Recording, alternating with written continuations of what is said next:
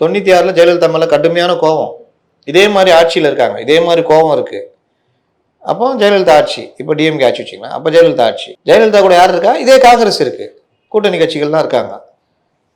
வெளியில் கலைஞர் திமுக இருக்குது. திமுக ரெண்டாக உடஞ்சி பேர் பாதியே பேத்துன்னு போய் சிபிஎம் கூட சேர்ந்துக்கிட்டு வைகோ இருக்கார். அவருக்கு லட்சக்கணக்கில் இளைஞர்கள், இந்த மாதிரிலாம் இல்லைங்க. இப்போ விஜய்க்கெலாம் சொல்கிறாங்க கூட்டம் கொடுதுன்னு. சென்னையில் அப்போல்லாம் மவுண்ட் ரோட்டில் பேரணி நடத்தலாம், பீச்சில் கூட்டம் நடத்தலாம். அந்த பேரணி 3 மணிக்கு ஆரம்பிச்சது, அது போய் அங்கே பீச்சில் சேர்றதுக்கு டெய்லு போய் சேர்றதுக்கு 2 மணி ஆச்சு, நைட்டு 2 மணி. அவ்வளோ பெரிய பேரணி.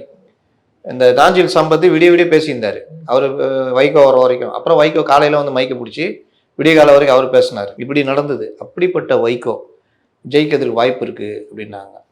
கலைஞர் பாதி போயிடுச்சு, மீதி தான் இருக்குது. இது யாருக்கு வாய்ப்பு இருக்குது? ஜெயலலிதாவுக்கு. ஆளுகின்ற கட்சி, பத்திரிகைகள் எதிர்ப்பு இருந்தாலும் ஆளுகின்ற கட்சி, காங்கிரஸ் கூட்டணி, இது எந்த வகையில் பார்த்தாலும் அவங்களுக்கு பெரிய அளவில் இது இருக்குன்னு. ஆனால் ஜெயலலிதா கூட கூட்டணி வைக்கக்கூடாதுன்னு மூப்பனார் முறைக்கிறார். ஏடிஎம் கூட கூட்டணி வேணும், நம்ம வெளியே கூட போவோம், இல்லை திமுக கூட போவோம் அப்படின்னு. அப்போ அங்கே முடியாதுன்னு சொல்கிறப்போ மூப்பனார் வெளியில் வர்றார்.